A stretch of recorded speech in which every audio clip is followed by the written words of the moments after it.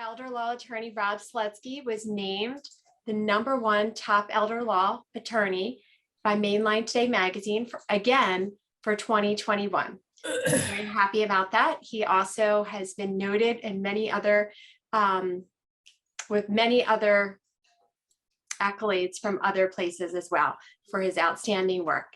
He serves on the Montgomery County Area on Aging Office for their protective services, and he has done that for over 20 years. And I'll let Rob share a little more information. Okay, well, great. Well, first of all, thank you everybody for coming. First thing that I want to encourage is if you have a working camera, I would love for you to turn it on. It really helps when speaking to a large crowd to be able to see you and connect with you. So I would encourage everybody, keep your cameras on. Thank you. I love to look at faces and see people. It's my job. I'm a people person. And I also want to encourage people, obviously there's a large crowd. I think we had 80 RSVPs. So, but if you have a question while I'm talking, Heather, watch for raised hands. There's a way to raise your hand and we'll get it. I will want to answer it. You could also, if you don't know how, but at the bottom of the screen, there's a chat button. You could put something in the chat and it might pop up and I can answer the question or Heather will check it out. Yeah, I've been doing this for a very long time. I didn't practice other areas of law. I kind of jumped into it very, I met someone who guided me to be an elder law attorney when there were very few in the Commonwealth of Pennsylvania, and I love what I do. I have a different perspective because of my representation of the Montgomery County Area Agency on Aging. I also, earlier in my career, I also represented the Chester County Area Agency on Aging. But given the burdens of such a large area agency on aging, I couldn't do for both because Montgomery is the third largest in the state, and there's a lot of work that has to be done. I do want to thank Barclay Friends again for co-sponsoring with us. I've had numerous clients over the years in a number of their different buildings, and they've always gotten wonderful care. So when I can get one of my clients into a Barclay, I always will because of the quality of care that is provided. What I like to do when I teach is go over issues and kind of make this as interactive as possible. So I'm going to ask questions, and I hope some of you are gutsy enough to turn on your sound and answer them. Perfection is not necessary, but I think what you think is probably similar to what a lot of other people think, so don't be embarrassed or shy. You know, one of the things that elder law attorneys focus on, and which is advertised, you know, everybody advertises Medicaid, Medicaid, Medicaid, and asset protection and asset protection. And certainly that is a very important part of being an elder law attorney. If you don't know those things, you can't properly advise your clients. But it's a part of elder law. A good elder law attorney is someone who understands basic estate planning, powers of attorney, wills, trusts, special needs planning. I would say probably at least 15% of my clients in some way have a loved one that might have a special need or suffer from a disability. So these are issues that come up. Incapacity.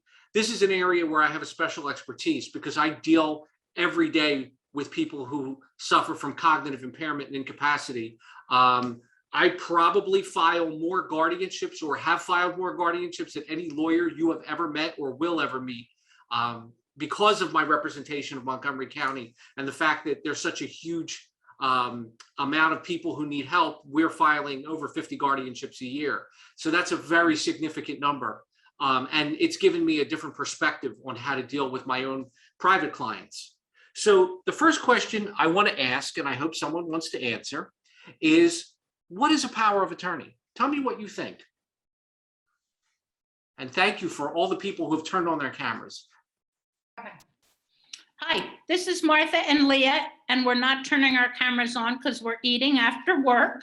But a power of attorney is somebody that you would assign to take care of your needs, whether that be your durable medical power of attorney or a financial power of attorney. So it's somebody that you have discussed your plans with, and they know your decisions, and they would take care of things in the event you become incapacitated.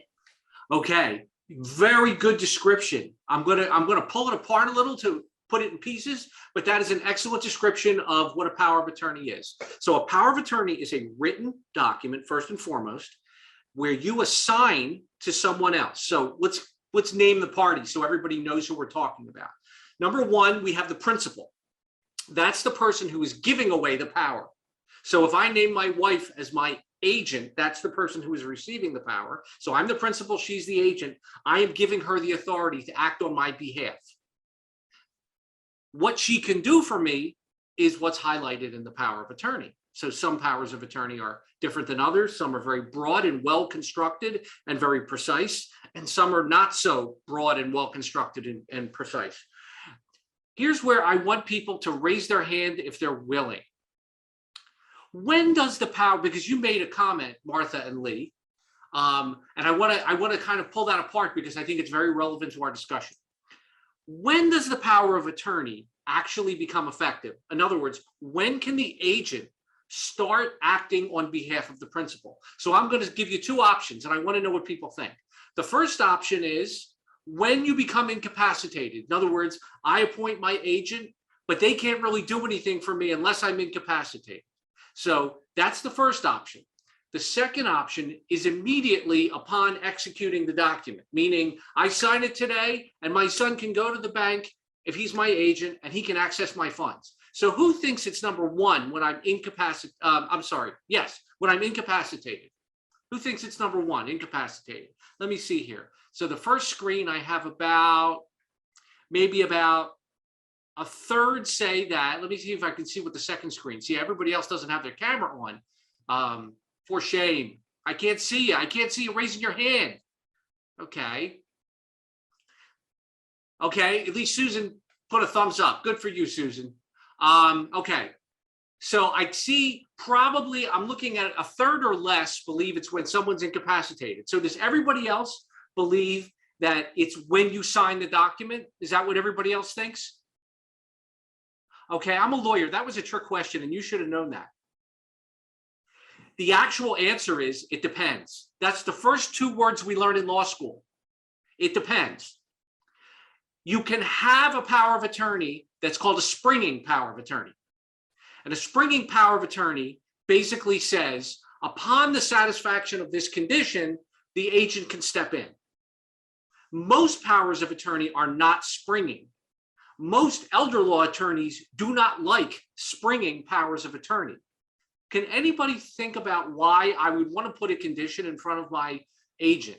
Like I would want to say, okay, son of mine, I named you as my agent, but I don't want you to have access to my funds or be able to talk to my doctors until I'm incapacitated. Does anybody have a reason or a thought why I'd want to do that? Well, Come sure. on, somebody. Julie. Some people think that they are not incapacitated, and so they wouldn't want the law to go in. But if you are incapacitated, you may not know that. Well, you do make a good point. But let's think of it this way, Julie. Why would I want that there in the first place? In other words, I'm going to put in a provision that says, I like Julie, I'm going to make her my agent under power of attorney. But I'm going to put this big fat roadblock in front of her. And it's going to say, Julie can't act on my behalf until I'm incapacitated, which is horrible, by the way, because that is so ambiguous that every single institution is going to have a different definition of that. Or I think I'm really smart and I put in when my doctor says I'm incapacitated, Dr. Joe Blow. And guess what? Dr. Joe Blow, he retired 3 years ago. So he's not going to be able to tell anybody I'm incapacitated. But what if when I'm even smarter and I say, when two doctors licensed in the Commonwealth of Pennsylvania say I'm incapacitated. So I have something that hopefully someone will accept. Although I will tell you that when you are dealing with financial institutions, every single one is going to have a different requirement. But why would I put it there in the first place? I trust Julie. Look at her. She's so nice and trustworthy. Look at that face. Why would I put that roadblock in front of Julie? Roll. Does anybody else want to answer that? I know it's a little risky, but somebody say something. Control. Control. Okay. But wait a minute. Am I exhibiting more control by Yes. putting roadblocks in front of the person? Yes. I am. I think what I'm doing is Subconsciously. creating a hassle for them and a problem for them and potentially raising my costs and maybe putting a situation where they can't do for me what I want them to do. Here's my point, as obtuse as I'm making it. The reason I'm naming you as my agent is because I want quick, clean, easy continuity of decision-making.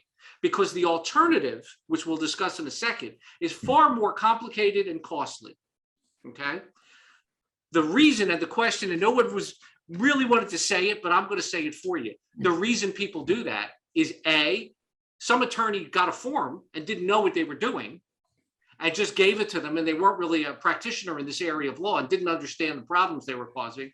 But B, because what if the individual is like, I don't really feel comfortable with Julie accessing my money until I'm incapacitated. That's not really good reasoning, is it? Because if I don't trust Julie to manage my affairs when I'm okay, why would I think Julie would be more trustworthy when I don't know what's happening and I'm incapacitated? So my very, very clear point here is that if you're going to name someone, if you feel that you need a power of attorney, and everybody above the age of 18 does, pick someone you trust with 100% surety. They don't need to be brilliant or a doctor or a lawyer or a banker, but they do need to be someone who has good judgment and is trustworthy. And if you at any point feel the need to put a roadblock in front of them or lack confidence in them, don't name them. Let a judge get involved. Okay? Now, let's talk about that. So, I am no longer able. I now have moderate to severe dementia, and I, for whatever reason, maybe I was having a difficult time, maybe I just didn't have good advice, but I never signed a durable power of attorney, okay? Now I'm in a car accident. Someone has to access my funds, has to talk to the doctors, has to authorize medical care. What's going to have to happen now? Because I don't know what I'm doing anymore. I can't sign. No good lawyer would have me sign a document at this point because I lack the understanding of what I'm reading. So now that I'm there, sitting in that hospital, needing the help of my friends, neighbors, loved ones, and family, what are they going to have to do to help me? Try and contact your spouse if you have one. Yeah, well, a spouse, and we'll talk about that, but a spouse doesn't have unrestricted ability to do certain things for you. So you might love and trust your spouse, but unless you have planned ahead, you might be frustrating their ability to be your advocate unless you've done stuff. So you don't have it. So what are my other options at this point? Well, would you have an attorney hold your advance directives and all of your wishes so that the attorney could get involved at that point? Well, under my scenario, I have done no forward planning. Oh, well, now you're in trouble. I'm in trouble, right? But how do we fix that trouble? The courts would have to decide, wouldn't they? Ah, yeah. So the unknown Martha and Lee, without their pictures, but apparently having a lovely meal, they would have to hire a lawyer like me to go into court and have a legal guardian appointed. Now, this creates other potential complications. First of all, you have the fact that it's costly. Lawyers are not free. I know that this comes as a surprise to all of you, but lawyers are not free. We cost money. Some of us more than others, but we cost money. So number one, you have a far higher financial cost. Number two, a judge who appoints a guardian, there are certain limits under Pennsylvania law of what a guardian can or can't do. In addition, there are certain things that a guardian can do, but can't do without court approval, which means delay and extra cost even after the initial appointment. Number three, why do we do planning in the first place? Why does anybody do planning, right? Well, just somebody say something. Why would you do planning ahead? Well, it takes the burden off of your family and loved ones if you've planned ahead, so they don't have to make these decisions during a time of stress. You know, that is a wonderful answer. Thank you. And in addition to that, that's one great answer. In addition to that, come on, let's all admit it. You guys are here because you like control. you want to control your own destiny, right? You want to know and try to prevent problems by naming someone. Because by the way, if you name someone in a power of attorney, that person, if there is a conflict, already has a presumption under PA law to be your guardian. This is a person you trust. If you don't appoint someone under a power of attorney to be your agent, you're leaving it to the judge. The judge may or may not use or choose the same person you would have chosen that you trust. So by giving away authority, you actually exert control over your own destiny, because you thought ahead and said, look, if I'm in a bad situation, I know that I trust my son or my daughter or my spouse or my dear friend or my clergy member or whoever. But the point is, you are taking control by saying ahead of time, hey, I want to control my own destiny. I want to put in place the people that I know will do the right thing.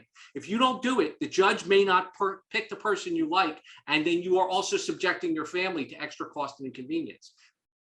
So there's a lot of reasons why planning, because people who plan generally have better outcomes. It's just a way of life. Okay, so I think we've answered the next question as to why a power of attorney is one of the very most important things you're going to do when you do a basic estate plan or a more sophisticated plan. Okay, now here's another question for you guys. How does your will, your last will and testament, how does it control the disposition of your retirement funds that you might have in an IRA or a 401k or a 403b or a TIA-CREF annuity or whatever? How does your will control those assets? It doesn't, does it? Oh, and Because you have beneficiaries, yes, it does not. right? You have It does not. beneficiaries for those things. Well, okay, it Typically, may or right? may not. I shouldn't say it doesn't. In general, it doesn't, because most people name a beneficiary.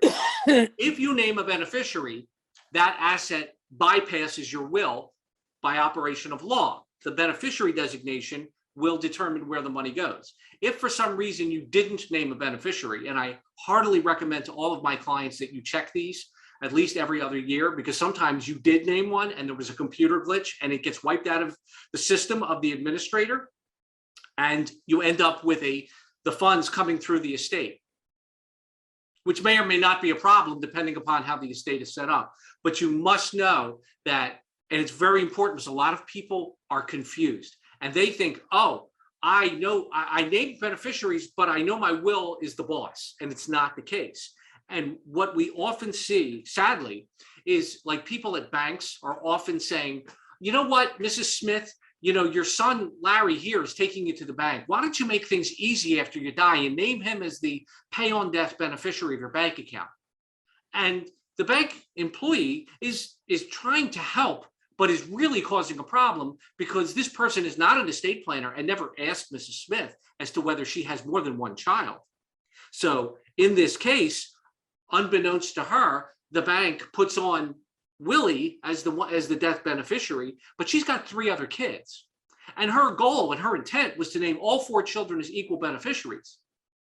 But when she dies, Willie gets the bank account, which has $200,000 in it. Willie might be a wonderful guy and he might just split it with his siblings and no harm, no foul. Sometimes that doesn't happen. People need to, when they plan, they need to do it comprehensively. When a good lawyer does estate planning, they're not just looking at the assets that are in your individual name or joint names. They're looking at everything you own and how those things coordinate and affect each other. So it's very important to understand the differences between what are called probate assets and non-probate assets. And this is not about probate today, but I will tell you that all the horror stories you may have heard about probate do not apply to Pennsylvania. Pennsylvania has a relatively clean, smooth, efficient, effective probate system. It is not the nightmares that you might have been told by some other people. And there are states where probate is a miserable experience. Pennsylvania isn't one of them. The only time probate ever becomes an issue in Pennsylvania is if there's a dispute among the beneficiaries. But it is, very important. Let me see if there's a question in the chat here. Disposition of property, guardianship. Okay, great. So the important thing is when you're doing planning in general, you want to think about everything and everybody. One of the things that I've been seeing a lot of lately is the consideration of disabled beneficiaries. A fair number of my clients recently have not had children, so they have nieces and nephews. Normally, one doesn't set up a trust for the benefit of a niece or nephew. But in the case of some of my clients, they have fairly substantial estates, and then they have a niece or nephew who might get 15%, but is a disabled individual who then has, who would lose their benefits if they received a large inheritance. So the idea here is to always think about all of the different people who are involved, the family dynamic, and how you want to treat everybody. It's your money. You can treat everybody the way you want. And if you don't want to be equal, and I tell people that, it's up to you, but you should at least understand the consequences of your actions. That's the most important thing. It's about making a consensual decision rather than leaving it to chance or not understanding what's going to happen if you do certain things. Okay. How much does the average nursing home cost per month in southeastern Pennsylvania? 60,000 a month. Wait, did someone say 60? Yes. That is a rather large number that even surprises me. Okay. I'm cool. Everybody's opinion matters, but that's the first time I heard 60. No, 15. 10, 14. I'd say 20,000. Okay. 7,500. I just paid the I go bill. with It's 15. 7,500. 15. Okay. Now I'll make the question clear just in case. I'm talking only about long-term nursing, not personal care, not assisted living, nursing. 15. Okay. 9,000.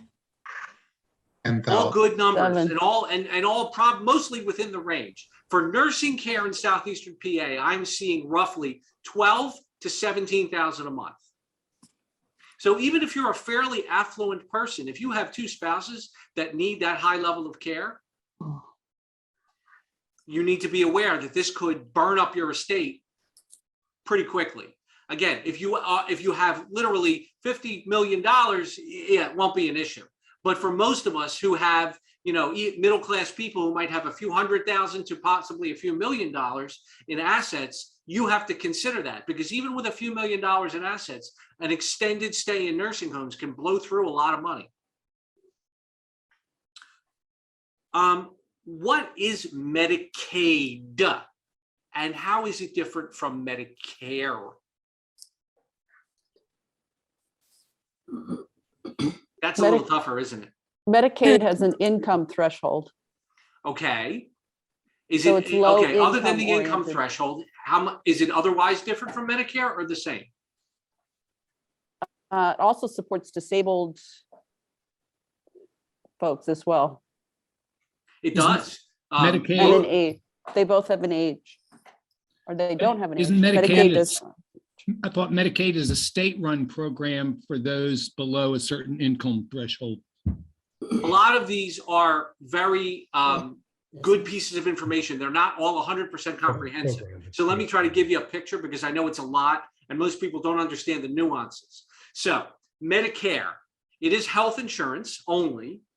It is for people who are over the age of 65 or who are disabled for at least 2 years under federal law. Okay. So if you are on SSDI, which is Social Security Disability Income, you would be entitled to Medicare after 2 years. And if you are over 65 or 65 or over, you are entitled to Medicare as long as you paid your Medicare taxes for a certain period of time. Okay. Medicaid has two programs that are important to this discussion. The first program is a general health insurance.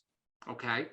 So that is for people of modest means, typically younger families, and it is a comprehensive program. It provides dental and hearing and vision and everything like that. That's not what I focus on. That's not what I see a lot in my practice, because most of my clients who are potentially eligible for Medicaid are what we call dual eligibles. They are on Medicare. Medicaid, again, is means tested. There's a second program that Medicaid has. It's called the long-term care benefit. And Peter, Medicaid is actually a state and federal program. Medicare is solely a federal program, but Medicaid is actually administered by the state typically with funding provided roughly 50-50 between the federal government and the individual state, as long as the state does not make the eligibility requirements more difficult than the federal law. So when it comes to the long-term care program, the federal law says, here's what our eligibility minimums are. Pennsylvania, if you don't make it harder to get the long-term care benefits from Medicaid, that we've given you these broad federal rules, in which you can make it more generous, but you cannot make it harder, we will kick in roughly 50% of your Medicaid costs. Most states accept the rules and get the federal match. Pennsylvania is one of those states. Pennsylvania is in fact slightly more generous in certain areas than the federal Medicaid program. So within the long-term care program, there is both an asset limit, meaning you can't have too many financial resources. And in the nursing home, there is no income limit. So if you want nursing home-based care, which is what the federal law is designed to pay for, there is a separate program under the Medicaid long-term care umbrella. It is called the waiver program. So as I just stated, the federal Medicaid long-term care program says these dollars that we're giving you, Pennsylvania, are only to be used for nursing home, not for any other purpose.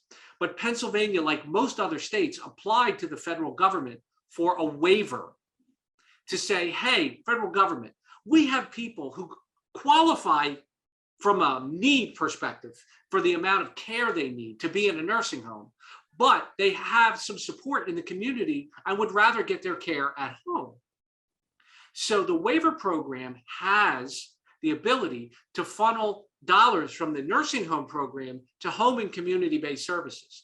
So instead of getting 24-hour care in a nursing home, you could get up to usually 10 to 12 hours a day of assistance, typically from a home care agency or using other services like adult daycare. You can get that in the home as long as you have enough safety and support from other sources. They will never pay for the waiver to give you 24-hour care at home. Now, if you're in a nursing home, your income is not relevant. But if you're in the community, there is an income cap to get benefits.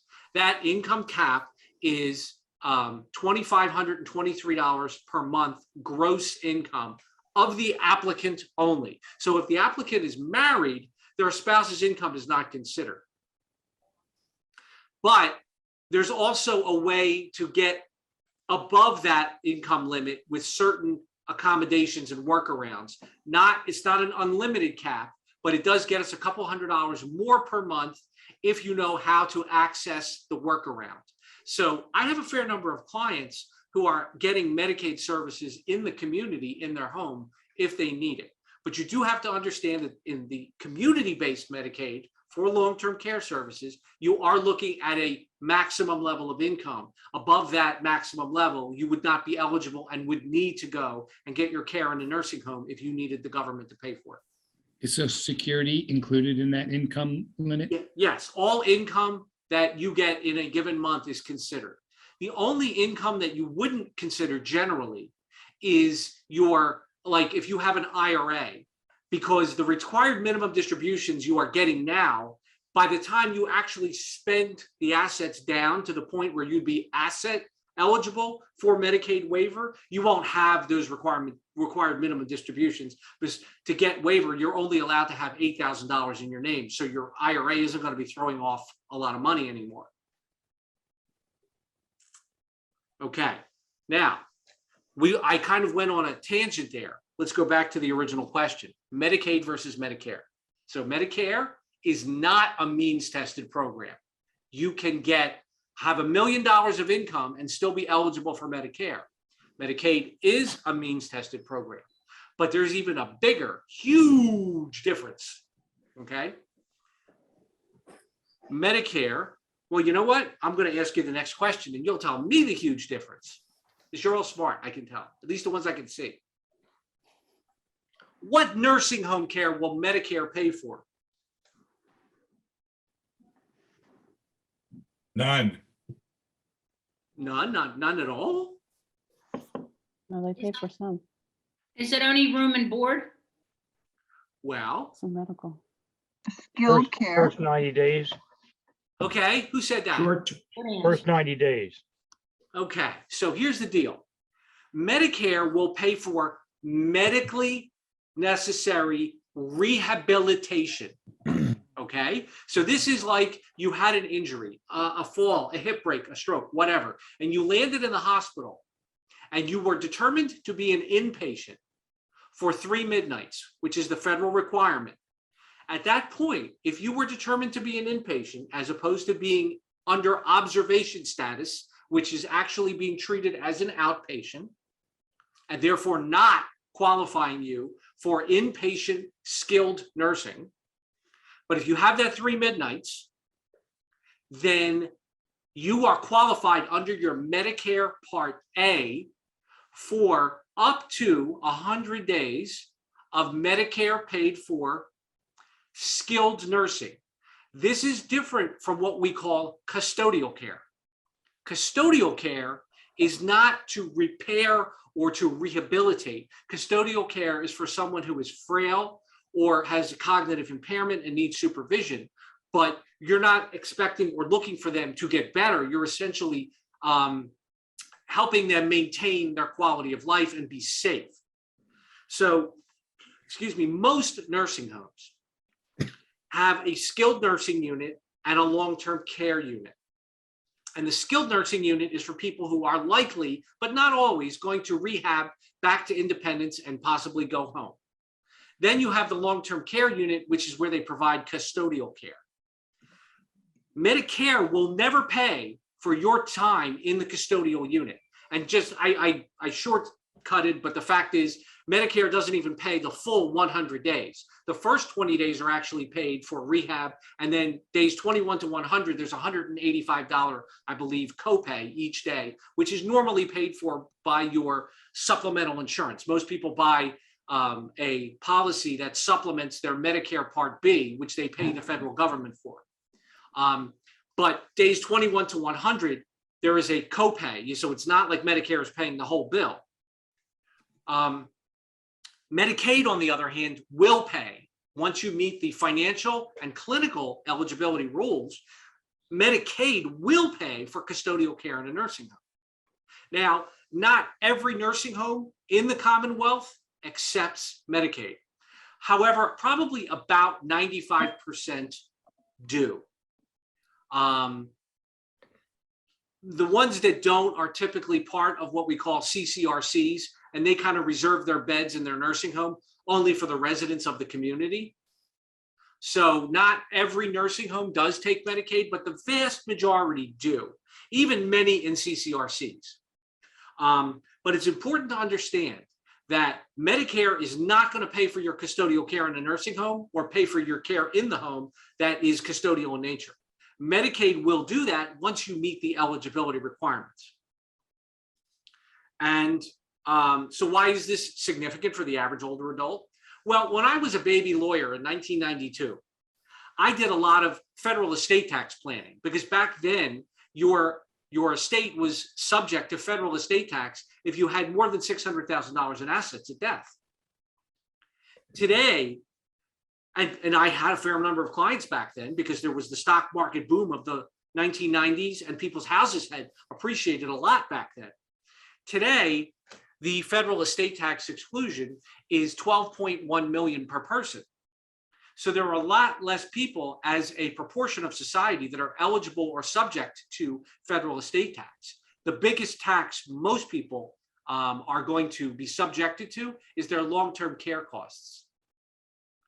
Somebody mentioned, Faith did, many people do not realize that few people receive rehab services in one stay for 100 days. The average length of stay is 3 weeks. And that's a very good point, Faith.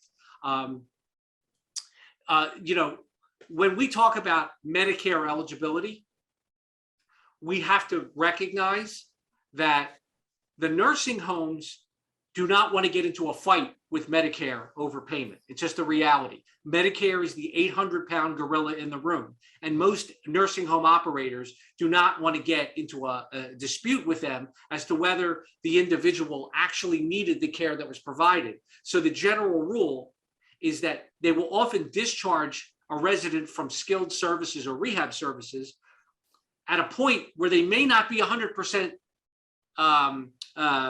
rehabbed because they're so afraid of fighting with Medicare. It's just a sad reality because nursing homes are usually a single unit and Medicare is a multi-billion-dollar federal bureaucracy that can be very nasty and aggressive to these small nursing home operators.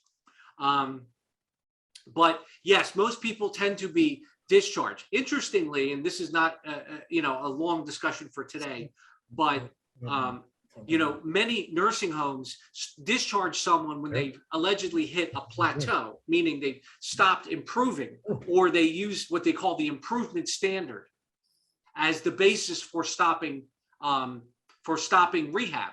In fact, neither one of those terms is anywhere in the Medicare regulations. Medicare never discusses plateauing or improvement standard. It exists nowhere in federal law. This is something that developed over the last 40 years in the nursing home community. And despite multiple clarifications over the last 10 years to the nursing home community, this is something that has not changed. And I don't know why. I think largely it's because even though Medicare says that, they talk a game and that they really do expect you to use the improvement standard, which is not what the law says. So I think it's largely out of fear that the nursing homes don't continue to rehab some people because they're so afraid of the fight, which again, I get it. Hey, I'm a physical therapist. May I make a comment? Sure. I can't see you. Where are you? Peter. Okay, Peter, yes. What we're told as physical therapists, really in any setting, but especially in the hospital setting or long-term care, if somebody goes a certain amount of time and it's about 3 to 4 weeks without functional improvement, it's not considered skilled care. It's considered maintenance. So we have to show functional improvement, and that can vary based on the condition. But we have to be able to document something that has shown a level of improvement. And to let show me that ask it's you not something, Peter. maintenance. And I'm not trying to put you on the spot. I'm just trying to learn from my own clients. Has anybody ever said to you that if the services you are providing will stem a potential decline, that they are still Medicare covered services? In other words, rather than improvement, the additional rehab will be there to stop someone from declining further. You know what? You are the first person. I've been a physical therapist for 34 years. You're the first person, non-clinical and even most clinical, that has ever brought that up. I think of it often. A good example is someone, say, with cerebral palsy or something where, or multiple sclerosis, where they're only going to get worse. So the best I can do is slow them down. The problem with that is, and I agree with you 1000%, the problem is there's no way of proving that they would have gotten worse faster because it hasn't happened. So you're right. It's a terrible. So it should be that way. And unfortunately, what I am left to do as a clinician, and this is my own choice, is a little creative writing. I show functional improvement somehow, somewhere to keep them going as long as I can possibly justify it. And I have no financial stake in whether they stay or not. So I'm not in private practice, so it's not for me to make money or the hospital to make money. I could give a hoot. It is really for them, but that's what I have to do is try to show something that has improved, or occasionally try to justify, if I can prove that they would have gotten worse because let's say they were discharged recently and they got worse fast and they come back to me a second time, then I can throw that in there and say, all right, here by them staying at this level, they're not doing what they just did before, but it's really hard. 'Cause it Believe hasn't me, I do happened. not envy you, Peter. It's a really hard job to be in a nursing home or in a clinical situation and have to fight with Medicare. What the point that the attendees should get out of all this is that if you want to appeal the discharge from Medicare, they're very hard to appeal. But most important, if you have any chance of winning those appeals, is you've got to get the therapist and the doctors to back you up and to help you argue that, in fact, this person has more potential ability to rehab, or the failure to continue rehab will put them behind the curve. They will be declining more rapidly due to the lack of additional strengthening or whatever the particular type of therapy they're getting, whether, that could be physical, it could be occupational, it could be speech, whatever. Can I add one quick thing? And I promise it's not my program. I've worked in a hospital setting, not so much in a skilled nursing setting. So this may not apply, but at least if they're an inpatient in a hospital, what they have at home available to help them, or their situation, stairs or no stairs, someone to help them, is huge. And if somebody comes to me and says, you know what, my dad, the doctors are saying he's ready to go home, but he has no one to help them from 9 to 5. I can't be there. And there's 2 flights of stairs or this and that. That gives me something to justify saying their functional situation, their living situation makes them unsafe to return home yet. And therefore, that's why I'm keeping them. Peter, no, I think that's very relevant, because I think that same argument can be made in a nursing home facility, because it's the same issue. If they're getting inpatient nursing, skilled nursing, and they, for instance, have a single floor unit versus a large, a high stairs, they might need that extra strengthening, and therefore maybe even additional specific, specified and focused type of rehab. Absolutely. So I thank you, Peter. No, you did not take over, and I really appreciate your input, because I think it's relevant to this population, that when you're dealing with Medicare versus Medicaid, you've got to know what each covers, or you're not able to advocate for your loved one. Okay, so we know now that Medicare isn't going to pay for anything but skilled, and they probably won't pay for the full 100 days in most cases. Understand that someone with cognitive impairment rightfully is probably going to be discharged, because oftentimes people with cognitive impairment that's significant are going to be unable to participate effectively in the rehab. But the longer term issue is that Medicaid will pay for long-term care if in fact the person meets the financial eligibility. Okay, so how do you qualify for Medicaid? Well, first, they have to make a determination that you're clinically appropriate. So there's a term of art used in the elder care community called NFCE. So that is nursing facility clinically eligible. Essentially, that's a level of assistance and supervision that you need that says, I need to be in a place like a nursing home that has a plan of care that is determined to, that is designed by someone with a medical adjacent background, meaning typically someone from a nursing, medical, or social work background that deals with this, that this plan of care is required because of your deficits, whether they be physical deficits or cognitive deficits. So that's the first piece, because without the NFCE determination, Medicaid will not approve your application. The second is a financial determination, and I'll go over it in very limited detail, because frankly, that in and of itself is very client specific, but I'll explain how it works in a little while. Now, I talked about Medicaid, and I talked about Medicare, and I talked about nursing homes. How can you get help from the government to pay for your assisted living or personal care?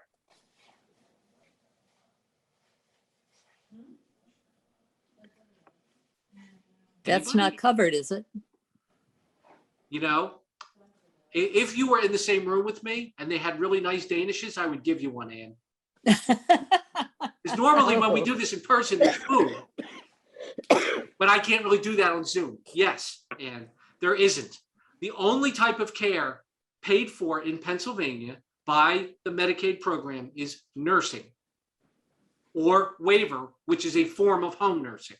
So you have to understand that if you live in a personal care home, you're going to have to pay out of pocket for that. And if you live in a nursing home, there may be other options. And I'm not saying that one is better. Really, the care level is different. I mean, a nursing home is a nursing home. This is the highest level of care. It has to, under PA law and federal law, have RNs on staff 24/7, 365. Personal care can be very socially oriented or very medically oriented, and it depends on the facility and what level of care you are agreeing to when you go in there. There are some assisted living and personal care homes that actually provide a level of care almost out of a nursing home. And there's others that say we can't take a medically complicated case because we're largely for socialization and quality of life, but we're not really a medical community. So there are a few assisted livings out there that might take someone who needs what's called a Hoyer lift, which is a mechanical contraption that can help someone get out of bed by using, leverage. Some don't. Some are staffed high enough that they can do what's called a two-person assist, and exactly like it sounds. It's someone who can't get out of bed or can't ambulate without assist of two other humans. Many personal care and assisted livings do not have that level of staffing available. So it's very dependent, whereas nursing home care is clinically similar from community to community. Personal care and assisted living can run the gamut from very little assistance to a huge amount of assistance, depending upon the community and what you're willing to pay for it. How much money can you give away in a year and not affect your Medicaid application? In other words, $15,000. Who said that? $15,000. Okay, Marie said 15. Anybody else? 14,000. Okay, 14. I got 14. I got 15. Anybody want to give me 16? 14, really got 40. Carol, what do you think? Oh, you said anyone to go to give me 16, I'll give you 16. You'll give me 16. Well, at the end, Heather will give you the address so you can send the check. Actually, the number is 0. Okay. What you're all thinking, justifiably, because every time we do this presentation, Anita Mora. I got to see Anita. I'm sorry, Anita, you had your hand up. And I unfortunately, there's 3 screens here and 64 people. Anita, I want to answer your question, but I don't see you. From before, I think. I don't have a question. Thank you for checking. Okay. Was Heather told me, and I always listen to what Heather says. Thank you. But we do have another question in the chat too. Are there any concerns with the power of attorney who is in New Jersey to someone in Pennsylvania? No. The agent under power of attorney can live anywhere as long as the document itself is compliant with Pennsylvania law. There should be no issue. Okay, so we've identified that nurse. I'm sorry. Did you have something else, Heather? No, this is Ann, and I have a question. Does that power of attorney also include out of the country in Canada? Yeah, I don't think it's a problem. I actually right now I'm doing a POA for someone who lives in Canada. I don't think it's an issue. I think we checked into it, and as long as the person has the ability to get into the States, I mean, obviously with COVID, we have some challenges as far as cross-border travel. But in general, I don't think that if someone is a resident of another country, barring the logistical issues, that there should be a problem. Okay, thank you. You're welcome. So what the point that I was making, and again, a lot of people, every time we do this presentation, I ask that question for a reason, because people confuse remember earlier I talked about federal estate and gift tax, the 12.1 million? That's what we thought it was. What you are all referencing is the annual exclusion amount, which is currently has been popped in 2022 up to 16,000 a person. When I was a baby lawyer, it was 10,000. Then it came up to 15. Now it's 60. However, that does not apply to Medicaid. That has to do with how much money you can give away in a year and not reduce your lifetime $12.1 million exempt amount. Medicaid, is a completely separate system.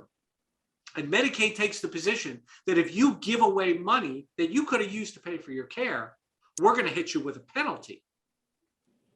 So understand that if you are giving a child or a grandchild 15, 14, 16,000 a year, and then within 5 years of that gift, you are, and that'll be my next question, and you are applying for Medicaid, you need to understand that that could affect your Medicaid eligibility and probably will.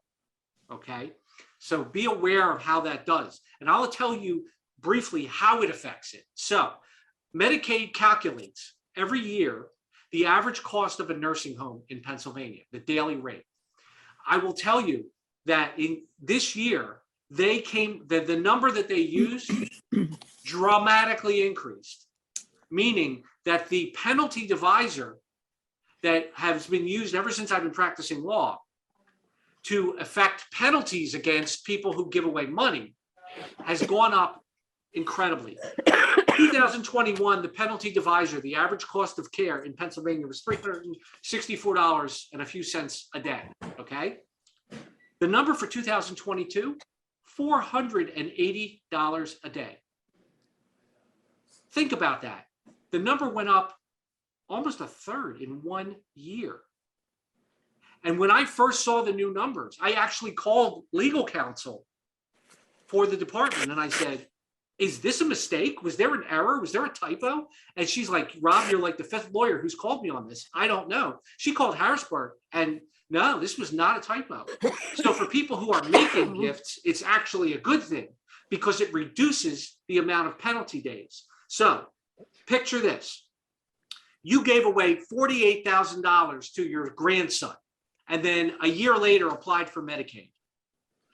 They determined that you're eligible as of April 1st, 2022.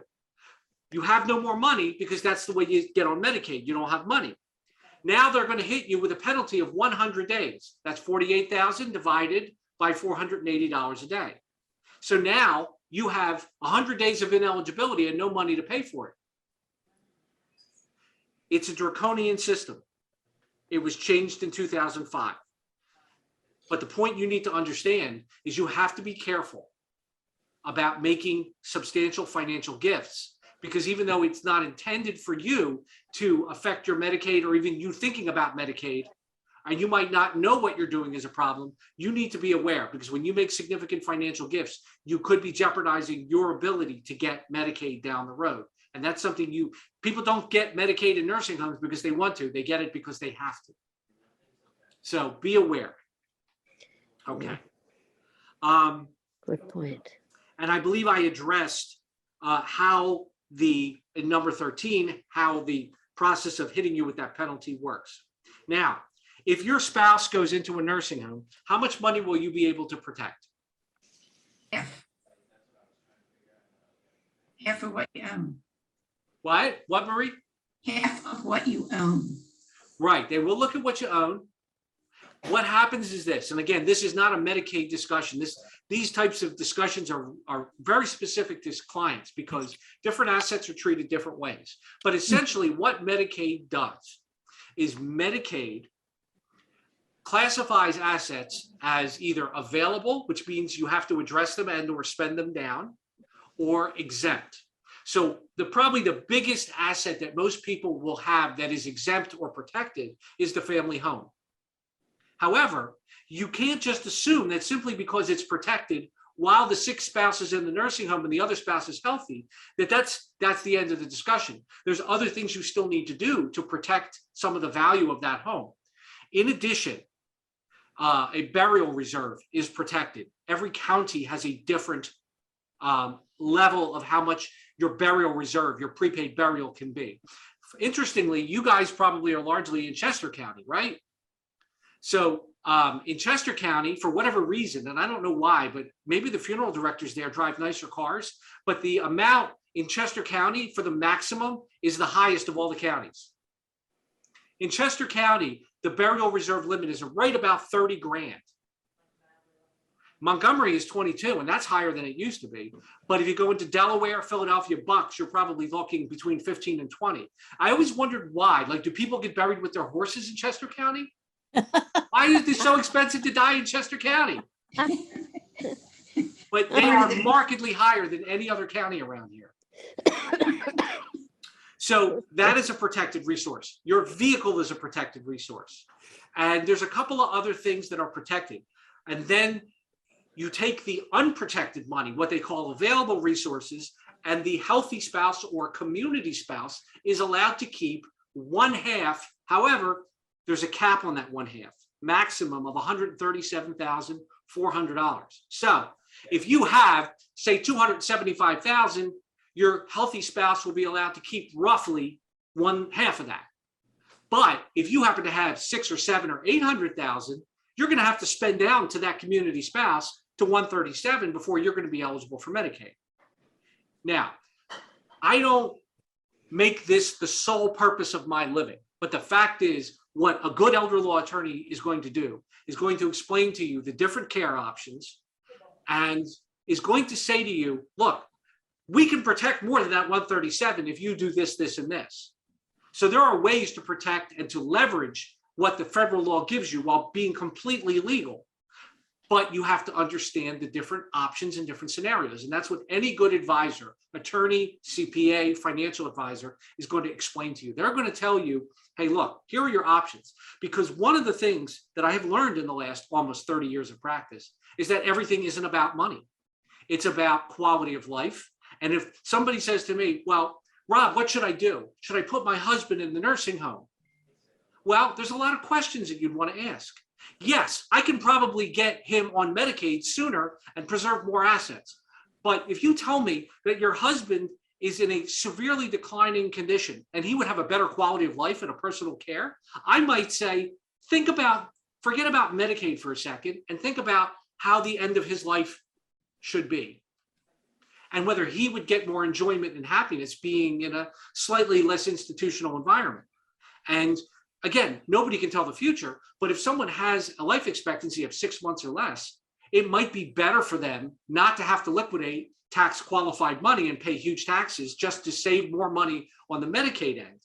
So there's a lot of discussions that a good elder law attorney is going to have with the client, because not everything is solely about the dollars and cents. It's about the quality of life of the ill client. It's the quality of life of the healthy client. I'm going to talk differently if I have a spouse who's 68 years old and healthy than someone who's 88 years old and not as healthy, because it's not uncommon for the spouse who's in the community to die first. So we anticipate those potential planning scenarios when we do a probable elder care plan. Everything is about the family, the specific needs. So when anybody tells you, hey, all you got to do is throw your money in a trust, you immediately should run in the other direction. I get that question at least 5 times a week. Rob, shouldn't we just put it all in a trust so we can apply for Medicaid? No, that's not the way it works. And there's so many reasons why that's wrong. Just like any other part of your life, there is no one size fits all right answer. Everything requires analysis, discussion, and an overall understanding of what the family's priorities are. I think I've hit all the big questions. I want to make sure that I answer any that you have now that may or may not be related to this, what we've discussed, but may be elder care related. Like I can't tell you how to fix your car. Well, a little bit maybe, but not a lot. But I can talk if you have other questions about Medicare, Medicaid, or other capacity issues, POAs, wills. You tell me if you have any additional questions. I have one question regarding medical power of attorney and Sure. living wills. Is that Sure. applicable? I always thought that if you had a living will, that the physicians and facility had to go by that. But what I found from talking to some friends recently, and my own case with one of my parents who passed away, is the physicians couldn't have cared less what the living will said. They always asked the family member, what do you want? What do you want? I don't know if they're afraid of being sued or what, but you know, if the person said, well, I don't want hydration, I don't want this, I don't want that, clearly in their living will, the physician would go against it if a family member just said, well, I want you to give them hydration. I mean, what's the point in having it? Excellent point, Peter. Yeah. But before you turn off your volume, what were the 2 words that I said at the beginning? It depends. It depends. Here's the reason. Older living wills tended to be inflexible. They tended to say, This is what I want. Today, often lawyers like me, I'm sorry, draft in flexibility. So today, one of the questions that I ask, and I ask a client before they sign it, because I will delete the other provision, do you want them to follow this document to the letter, or do you want them to have flexibility with the potential ability to ignore the document? In about 90% of my client cases, they give their spouse or their kids the ability to ignore the document. Excuse me. If that document is in front of the doctor should be asking the named healthcare surrogate or agent. If it's an older document and it says no flexibility, then the doctor is doing the wrong thing when they do that. I find that doctors in general want to do the right thing. Now, I will admit, my wife is a doctor at Paoli, but she doesn't do hospital work anymore. But my impression of doctors today, unlike almost 30 years ago, is that they want to communicate with the family, that they try not to throw up roadblocks because they want their patients to get proper care. And they're also, I think, a little more cognizant today about end-of-life care and a little bit less, I'm a God, I want to keep everybody alive because that's what the Hippocratic Oath says, and more, this person, it's their time and we shouldn't punish them and make them suffer simply because medical technology has allowed us to keep bodies alive longer. So I don't want to ignore your concerns because they're valid, but I feel like it really depends on what the document says. And if the document says, look, this person can overrule my wishes because I gave them that latitude, then the doctor should allow the family to overrule it. Now, one point that I didn't get into, which might be relevant in this situation, is for those people who do not actually have a written healthcare directive. Pennsylvania has a fallback called Act 169, which is called the Healthcare Representative Law. Unlike financial decisions, which if you don't have a POA, you're stuck. With healthcare decisions, as long as the family is aligned and agreeing, without a power of attorney, the doctor can seek input from the closest family members, starting with the spouse, if the spouse is the parent of the children. If this is a second or third marriage, then the children from the first marriage actually have equivalent priority in decision-making to the spouse from the second, third, or fourth marriage. And then after that, children from any subsequent marriages, and then it goes down to like siblings, and I forget the whole hierarchy there. But if you don't have a power of attorney, then the doctors are actually encouraged to speak to close friends and family member rather than having nobody who can advocate for the individual. Long answer to a short question, I know. But iPad 3. I have a question. If most of your assets have beneficiaries, I don't see the need for a will. And if so, but I still want to appoint somebody to act if there's some necessary. Is there a legal title for a person like that? Like, okay, so and a Heather will is knows, an executor? Heather knows where I'm going to go with this. As a lawyer, again, with almost 30 years of experience, I'm going to respectfully caution you against using beneficiary designations as your sole estate planning tool. There are many, many reasons why you would want a will. Let me give you a couple. Number one, if the beneficiary predeceases you and there's no alternates, it's still going to go through your estate. And without a will guiding it, it may not go where you want. That's number one. Number two, if your beneficiary is disabled, incapacitated, or a minor under Pennsylvania law, the lack of a will leaves a bunch of potentially high-cost problems. So you end up leaving it to grandson who's 8. Someone will have to go to court and have a guardian of the minor appointed to manage his money. In addition to that, at the age of 18, this nice young man is going to take the money you left him, go directly to the Porsche dealer, okay? Because that's what I would have done at 18. In addition, let's say you died and you left all your money via beneficiary designation to your son. Your son's a wonderful guy. Unfortunately, his business skills are not great, and he's suffering through, multiple lawsuits and business failures. And he is wanting to file a Chapter 7 bankruptcy to clear off all of his creditors and get rid of the 11 judgments against him.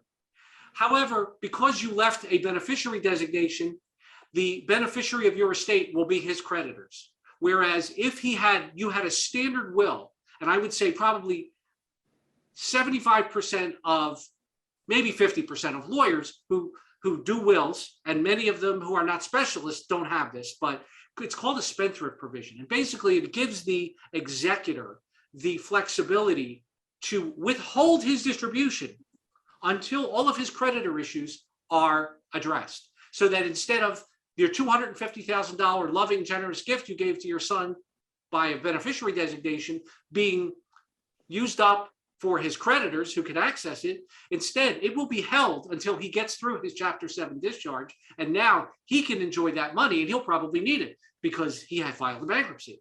There are 1,000 issues as to why doing beneficiaries as the primary tool for estate planning is not a great idea. Okay, well, I appreciate your cautionary, but you didn't answer my question. I don't even remember at this point. I apologize. It's What very do I late. call the person? I don't know. There's not Legally. really a name for a person who's not an executor and who's not a fiduciary. So Because an once you're exec- dead, your power of attorney ceases. So an executor title can only be used with a will? Correct. All right. Any other questions? We do have a question in the chat. Does your pension die with you? Depends on the company. Some pensions, if you're speaking about what's called a defined benefit pension, which means you get a payment every month for the remainder of your life. That is very dependent on the actual issuing company. Some companies allow a joint survivor annuity, typically with a spouse or sometimes with a disabled child. If you have typically I see that with universities or the military or municipal entities like a township or something like that. But it depends. Or if you're a teacher, for instance, you can do a joint survivor annuity through PSERS. But it depends on the individual situation. Most companies today, probably less than 10%, even issue pensions anymore. Everybody's forced into a 401k where your retirement is the responsibility of you and the stock market. There's also a question about a POA and how much it costs to do things. It's really hard to quote fees when I haven't learned anything about the individual who'd be coming in. What we do in our office is when someone calls, one of my employees will do what we call a triage, essentially an intake, which doesn't cost anything. It's essentially just getting a bunch of information so that I can understand, A, what the person is calling me about, and B, if what they're calling me about is what they really need. Then they will typically schedule an initial consultation, which has an initial fee of $395, which is my hourly rate. So it's an hour consultation for 1 hour of my time. Now, if I look at the triage and say, there's really nothing I can do for this person, I'm going to say, call them, give them 5 minutes of free advice and tell them it was nice that you called us, but I don't feel right about taking your money because I don't feel like I can do anything for you.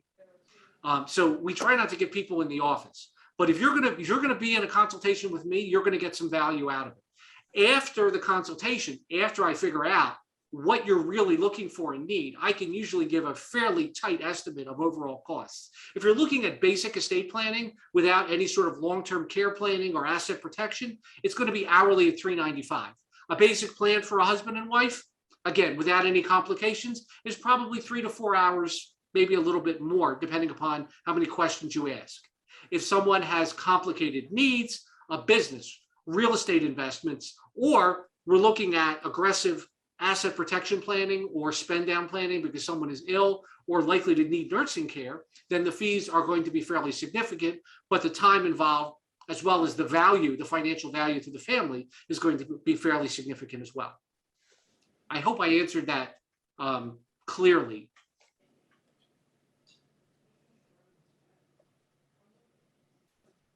Anybody else? Do Well, you have advantages or disadvantages of a trust versus a will? Okay. And again, I apologize. I am using an actual physical camera, which blocks part of my screen, so I can't see everything or everybody. That's why I move my head around, because I'm old fashioned and I don't use a laptop. So wait, the trust. That is a loaded question. There are so many types of trusts that someone can use. Typically, when you're talking about trust versus will, you're looking at what's called a revocable trust. So a revocable trust is really a non-entity from a legal perspective.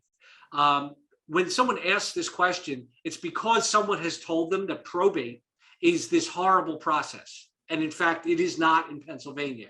If, however, you have a vacation property in Florida, New York, or California, a revocable trust is an actual beneficial tool, because probate in those states is very annoying, complicated, and expensive. But one must understand that we're looking at a revocable trust, and this is a whole conversation in and of itself. Unless it's used properly, it's going to be of little benefit. Excuse me. So I will say overall, the extra cost of a revocable trust for most people is not necessary. Again, unless they have a vacation property in Maryland or Florida or California or New York, because those states have more complicated and costly probate processes. But ours is generally fairly hands-off. So again, unless there's disputes among the family, the court is not involved with most decisions. And a good lawyer can get you through that process in a relatively short period of time and get money out to the beneficiaries, again, assuming that there are no conflicts and disputes, in a relatively short time at a relatively reasonable cost. Now, lawyers still cost money, that's a given. But I don't find that people are screaming at me at the end of the representation saying, oh, Rob, the money I paid for you was a complete waste. You know, we do probably, in my practice, at least 30 to 40 estates a year. And, you know, it's kind of second nature to us. So we've been doing it so long. One of the things that, and this is not bragging or anything, it's simply a reality in any field. If you get someone who does something frequently, they tend to be better at it. So if you want if you want someone to look at your skin, you don't go to an orthopedist, you go to a dermatologist. And if you want someone who's going to help you with an estate or an elder law matter, you go to someone who spends their living, waking, and weekend and evening hours doing work related to those specialty areas. So I couldn't give you a lot of specifics. In general, though, I would say if we're looking not at asset protection or tax planning, which there's other types of trusts that might be beneficial there. If you're looking at general estate planning, I don't think that in most cases a revocable trust is that much different from a will in the overall process when someone is dead. Heather, is there any more that I'm, is maintaining privacy one reason people do a trust to avoid probate? That's one that people think they're getting, but in fact, when you file your inheritance tax return in Pennsylvania, there's a copy at the local register of wills. It's public. So even though the trust document may or may not be attached, the distribution is part of the inheritance tax return. So people, if they want to find out enough, all they have to do is go to the register. So the trust is not a great tool. And to be honest with you, let's be real about today. Today, anybody can find anything out about you. That's the reality of living in 2022. So when people say, I don't do financial transactions online because I don't want people to know my stuff, guess what? People know your stuff, whether you do online banking or not. And for a very modest fee, people can get your date of birth, your social security number, and a lot of other information. So do what works for you, your comfort level, but I wouldn't worry about privacy. And by the way, just to be clear here, you're going to be dead. So your privacy is probably going to be less relevant to you once you're dead. How do you convince your frail elderly mom to get a power of attorney? You get someone other than their wonderful, caring son or daughter to try to explain it to them. Because parents have rose-colored colored glasses, and they know My son is a brilliant elder law attorney. Am I going to listen to him? Of course not. You really, sometimes you just need to step back. You love your parents, they love you, but there is that bond of they're thinking about you when you were 3 and put your finger in the socket and got shocked. And they're not thinking about you as the 50-year-old, accomplished, intelligent, incredibly capable, brilliant adult. So I try and understand something. Sometimes you have to wait for something bad to happen. I hate to say it, and I don't like saying it to my clients, but there are situations when somebody comes to me and I'm like, your mother is not listening to good advice. You need to step back and either wait until something bad happens to her and she gets it, or she has a decline to the point where you can address the issue a little more aggressively. I hate to say that, but you know, if there's one personal message that you can probably say is this: parents love their kids. Parents will suffer, they will die, they will bleed for their children. Use guilt. Say, Mom, if you don't do this, I'm going to have to pay a lawyer $6,000 to get a guardianship for you. Mom, do you understand what could happen if you don't allow me to advocate for you? Do you want to hurt me, Mom? Your little boy, your little girl, your little whatever. I mean, if she has a dog, use the dog, the puppy face too. You know, use any tool of manipulation to protect your parents, because if not, someone's going to hurt them.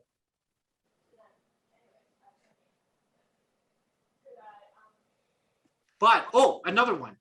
If they're religious, get your priest, your rabbi, your imam, whoever, get them to talk to them. They'll listen to them before they'll listen to you sometimes. Any other questions, Heather? I think we have covered all of them. Well, first of all, I would like to thank everybody who came, because this is a wonderfully lovely crowd, and thank you for putting your cameras on and talking and responding, because it makes the process go so much quicker. And I feel like when people contribute, it helps everybody else who's on the Zoom. I also want to thank Barclay for helping us get so many wonderful people into the room, because without them, and Heather, of course, this wouldn't be here, and you guys wouldn't benefit from each other's questions. Heather will talk after I'm done, but we are here to help if you need us. Thank you very you. much. Very It was much. great. Thank you. Don't forget there are raffle prizes that Sean is going to be doing as well. But thank you again for being wonderful participants. And I will make sure that Sean shares my contact information as well as our office information. And if we can be a resource in any way, we're happy to be one for you. Thank you.